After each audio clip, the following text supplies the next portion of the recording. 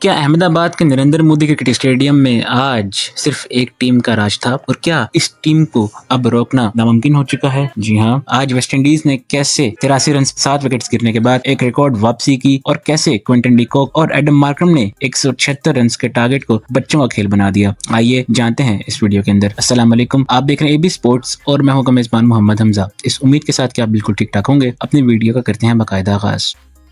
अहमदाबाद के Narendra Modi cricket stadium में खेले गए सुपर 8 के इस अहम तरीन मैच में जहां पर इंडिया की भी नजरें लगी थी, वेस्ट साउथ अफ्रीका के कप्तान एडम मार्करम ने टॉस जीता और पहले बॉलिंग करने का फैसला किया। उनका ख्याल था कि पिच शुरू में थोड़ा सा ट्रिकी होगा और रन स्कोर करना थोड़ा डिफरेंट होगा, और जब साउथ अफ्रीका की बॉलिंग का आगाज हुआ तो हुआ इसके बिल्कुल बरअक्स। कैशफ महाराज बॉलिंग करने के लिए आए और पहले ही ओवर में वेस्टइंडीज के ओपनर्स यानी ब्रेंडन किंग और शाय होप ने उन पर लाठीचार्ज शुरू कर दिया। कैशफ महाराज के पहले ही ओवर में 17 रन बने तो सबको लगा कि शायद आज वेस्टइंडीज किसी और ही रूप में आया है, लेकिन फिर उसके बाद साउथ अफ्रीका के शानदार और तेज तर्रार बॉलिंग स्पेल का आगाज हुआ। जब वेस्टइंडीज की 29 पर पहली विकेट गिरी तो उसके बाद कगिसो रबाडा ने आकर तबाही मचा दी। उन्होंने एक ही ओवर में हेटमायर और शायहोप को पवेलियन की राह दिखाई, जिससे वेस्टइंडीज प्रेशर में आ गई। और हद तो तब हुई कि जब लुंगी अंगीडी ने अपनी तेज तर्रार गेंदों के जरिए वेस्टइंडीज के बैटर्स को परेशान करना शुरू कर दी और नौबत यहाँ तक आई कि वेस्टइंडीज की आधी टीम बहुत जल्दी पवेलियन लौट गई और वेस्टइंडीज का स्कोर 11 ओवर में 7 आउट हो चुके थे और वेस्टइंडीज के 11 ओवर में ही 7 आउट हो गए थे और उनका स्कोर इंतहाई कम था। लेकिन उसके बाद फिर ग्राउंड में आमद हुई जेसन होल्डर और रिमारियो शेफर्ड की और उन्होंने 8वें विकेट के लिए रिकॉर्ड पार्टनरशिप बनाई, जिससे वेस्टइंडीज का स्कोर फाइटिंग टोटल तक पहुंच गया, यानी वेस्टइंडीज 176 रन बनाने में कामयाब हो गया। जी हाँ, रिमारियो शेफर्ड और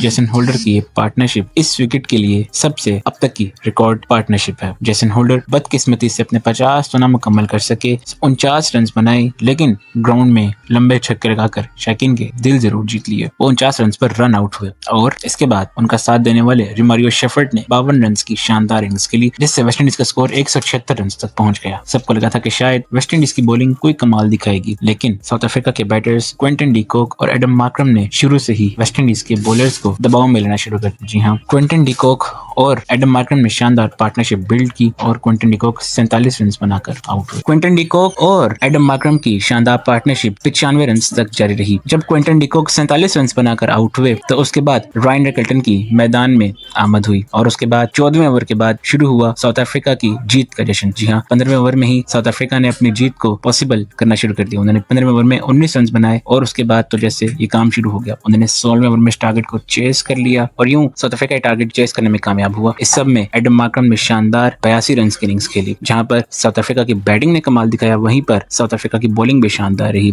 लुंगी अंगीडी और कगिसो रबाडा ने शानदार बॉलिंग की और एक लम्हे को तो वेस्टइंडीज को 83 पर 7 आउट कर दिए थे। लेकिन उसके बाद जेसन होल्डर और रिमारियो शेफर्ड की वापसी ने कुछ स्कोर में दम भरा, लेकिन ये स्कोर साउथ अफ्रीका के लिए नाकाफी साबित हुआ और उन्होंने इस टारगेट को जल्दी चेस कर लिया। ना सिर्फ उन्होंने इस टारगेट को चेस किया, बल्कि इंडिया की उम्मीदों को भी मजीद बढ़ा दिया है और वेस्टइंडीज की उम्मीदों को अब तकरीबन खत्म कर दिया है। अब अगर वेस्टइंडीज ने सेमीज के लिए क्वालिफाई करना है तो उनको इंडिया को 1 मार्च को हराना होगा। क्या वेस्टइंडीज में इतना दमखम है? क्या डैरेन सामी की कोचिंग में खेलने वाली वेस्टइंडीज इंडिया को उन्हीं के होम ग्राउंड पर हरा सकती है? अपनी राय का इज़हार कमेंट्स में जरूर कीजिएगा। अगर आपको वीडियो पसंद आए इसको लाइक और शेयर जरूर करना। अगर अभी तक आपने एबी स्पोर्ट्स को सब्सक्राइब नहीं किया तो सब्सक्राइब बहुत जरूरी है।